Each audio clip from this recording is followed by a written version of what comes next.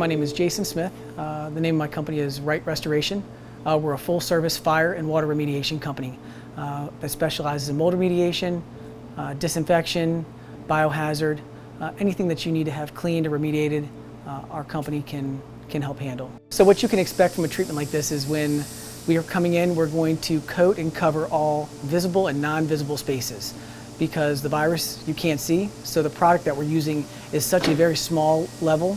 It's coating all the surfaces and eliminating whatever it's coming in contact with.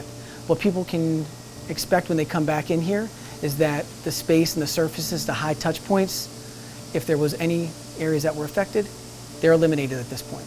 And I'm super excited that after speaking with Dan and some of the staff here, that you guys are taking a proactive measure in the community to kind of be leaders at this point, to do things that people know it's going to happen, but are putting the best foot forward at the moment so that everyone else can start working to those ways, because this too will pass. We're just going to have to live a little bit safer. We're going to have to just pay attention a little bit more, but absolutely these things will turn around and we'll get back to normal life.